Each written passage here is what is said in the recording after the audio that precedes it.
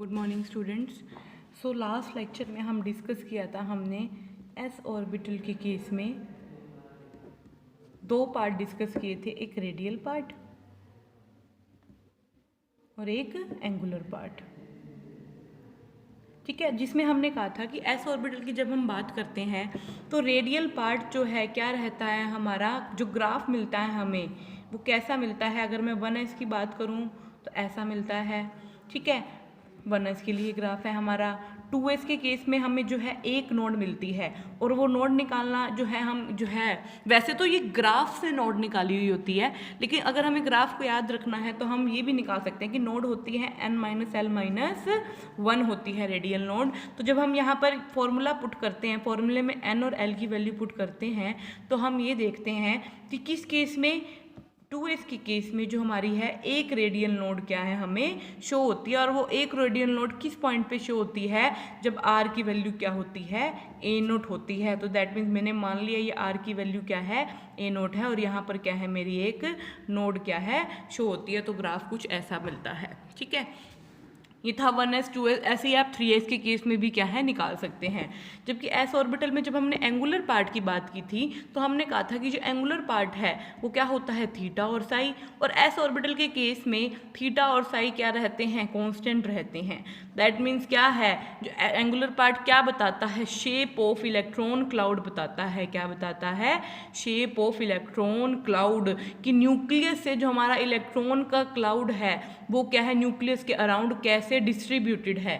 तो अगर ये थीटा और साई की वैल्यू ही कांस्टेंट आ गई, दैट मीन्स इसका मतलब क्या हो गया कि न्यूक्लियस के अराउंड जो एस का इलेक्ट्रॉन क्लाउड है वो क्या है, स्फेरिकली सिमेट्रिकल है। आप चाहे न्यूक्लियस से कितने भी डिस्टेंस पे चली जाइए, ठीक है, हर जगह क्या मिलेगा आपको, स्फेरिकली सिमेट्रिकली ही क्या मिलेगी, एस ऑर्बिटल की वैल्यू मिलेगी। और यहीं से हमें पता लगता है कि एस ऑर्बिटल्स क्या होते हैं, जनरली सिमेट्रिकल या फिर स्फेरिकल होते हैं शेप में। ठीक है, आगे सी बात समझ। अब बात करते हैं हम किसके बारे में, एक और चीज, R10 की जगह ना अगर मैं इसका स्क्वायर कर दूं, ठीक है, तो मैंने क्या बताया था कि साई क्या रहता है, पॉजिटिव भी रहता है, नेगेटिव भी रहता है और इमेजिनरी भी रहता है। इसीलिए ये R10 है क्या है, तो वेव फंक्शन का ही पार्ट ना R। ठीक है, रेडियल वेव फंक्शन है, तो यहाँ R की जगह ना कई बार आपको साई भी लिखा हुआ आ सकता है कि है तो ये पार्ट किसका, वेव फंक्शन का ही। ठीक है, और यहाँ R10 के स्क्वायर की जगह साई स्क्वायर भी हो सकता है। ठीक है, तो या फिर आज साई वर्सेस R का ग्राफ, R10 वर्सेस R का 1s ग्राफ सेम आएगा।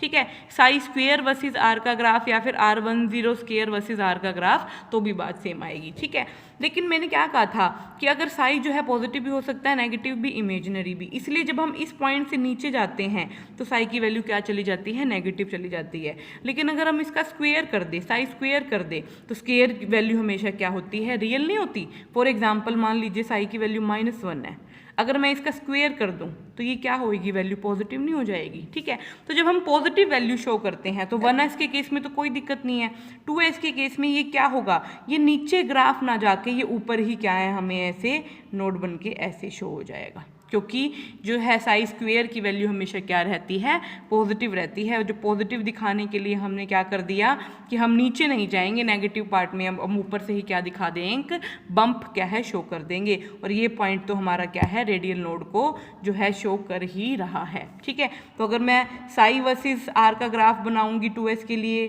तो मेरे पास ऐसा बनेगा, और साई स्क्वायर में जस्ट क्या हो जाएगा, ये जो नेगेटिव वैल्यू है ये क्या हो जाएगी, पॉजिटिव क्या है शो हो जाएगी ऐसे। ठीक है, हो जाएगा। 1s का केस कंप्लीट हो गया यहाँ पर हमारा, कि चाहे आ जाए साई वर्सेस आर या फिर साई की जगह क्या आ सकता है, R10, क्योंकि ये रेडियल पार्ट है किसका, वेव फंक्शन का, और साई स्क्वायर की जगह 10 का स्क्वायर भी आ सकता है। ठीक है, तो ये होगी हमारी एस ऑर्बिटल की बात। ठीक है, अच्छे से आगे होगी आपको समझ। नेक्स्ट बात करते हैं हम किसकी, पी ऑर्बिटल के केस में। तो पी ऑर्बिटल के केस में जब हम रेडियल पार्ट और एंगुलर पार्ट की वैल्यू निकालते हैं तो रेडियल पार्ट की वैल्यू चाहे वो px है, चाहे वो py है, चाहे वो pz है, तीनों ऑर्बिटल रहते हैं ना हमारे, तीनों के केस में रेडियल पार्ट हमारा क्या आता है, सेम आता है। क्या आता है, सेम आता है। तो रेडियल पार्ट हमें क्या बताता है, डिस्टेंस बताता है न्यूक्लियस से। इसका मतलब यहाँ क्या हो गया, रेडियल पार्ट सेम आने का मतलब कि हमारे जो तीनों ऑर्बिटल हैं, चाहे वो px है, py है या pz है, इनका जो साइज है वो क्या है, सेम है। क्या है, साइज क्या है, सेम है। क्यों है, क्योंकि इन तीनों के जो रेडियल पार्ट की जो वैल्यू है वो क्या है, सिमिलर है। क्या है, सिमिलर है। ठीक है। और एंगुलर पार्ट अगर मैं निकालूँ px के केस में मिलेगा 3/4 पाई की half sine theta cos phi. py की वैल्यू क्या आती है, 3/4 पाई की half sine theta sine phi.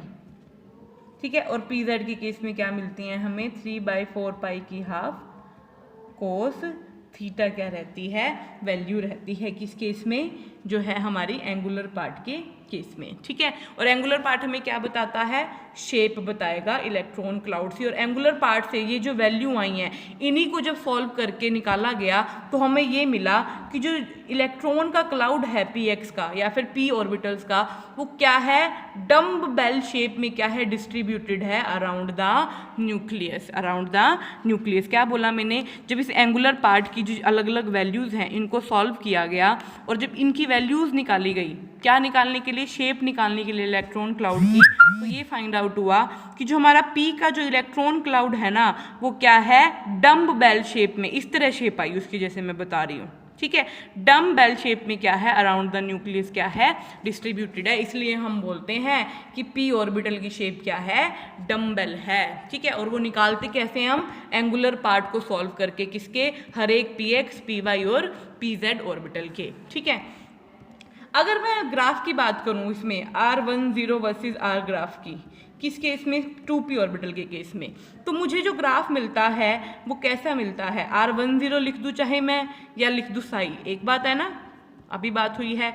जब मैं R के वर्सेस ग्राफ निकालती हूँ तो ये ग्राफ मुझे कुछ ऐसा मिलता है। ठीक है। तो ये पॉइंट यहाँ पर R = 0 पे जो कर्व है वो 0 है।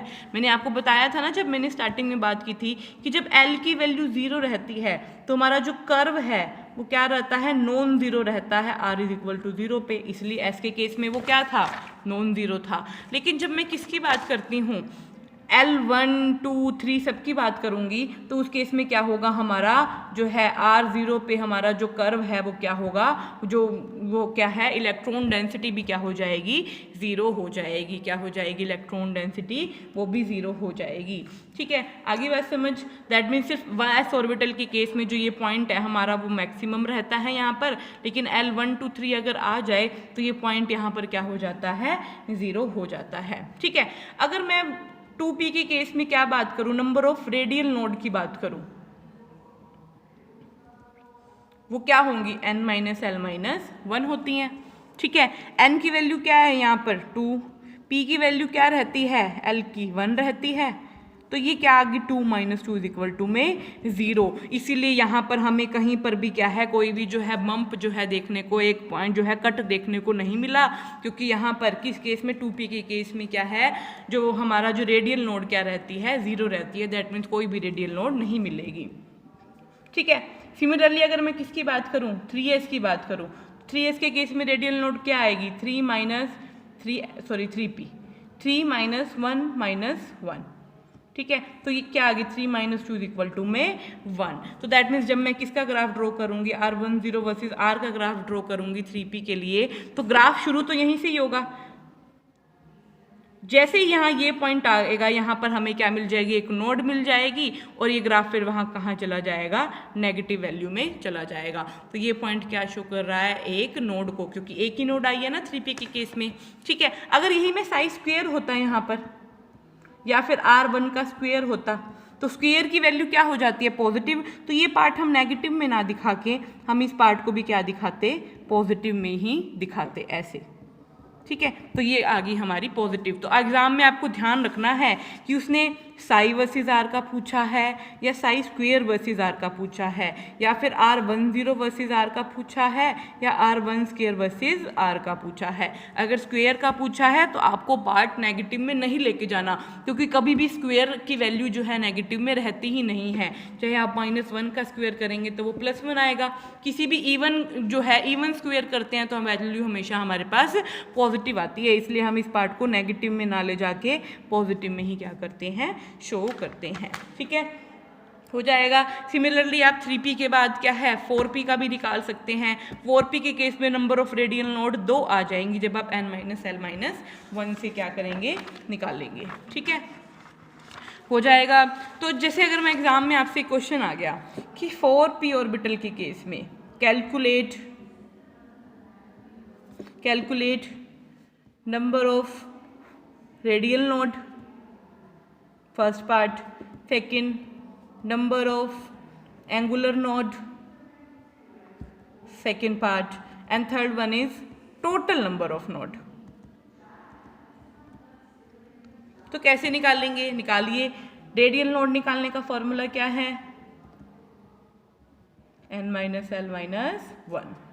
ठीक है, तो निकालिए। n की वैल्यू क्या है 4, माइनस l की वैल्यू क्या रहेगी p के लिए 1, तो ये 4 - 2 दैट इज इक्वल टू में 2। अगर मैं रेडियल नोड का ग्राफ बनाऊं, अगर सिर्फ स्क्वायर का ना बना के सिंपल बनाऊं तो कितनी नोड मुझे शो करनी है, 2 नोड शो करनी है। एक नोड, ये 2 नोड।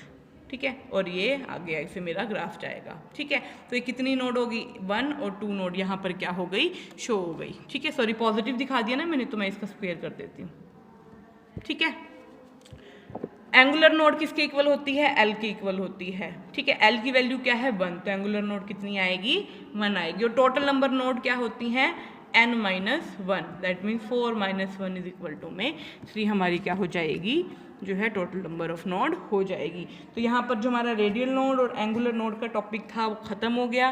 ठीक है, नेक्स्ट टाइम हम बात करेंगे इसकी PDF प्रोबेबिलिटी डिस्ट्रीब्यूशन फंक्शंस की बात करेंगे, या फिर PDSC भी बोल देते हैं, प्रोबेबिलिटी डिस्ट्रीब्यूशन कर्व की बात करेंगे। ठीक है, ओके, थैंक यू।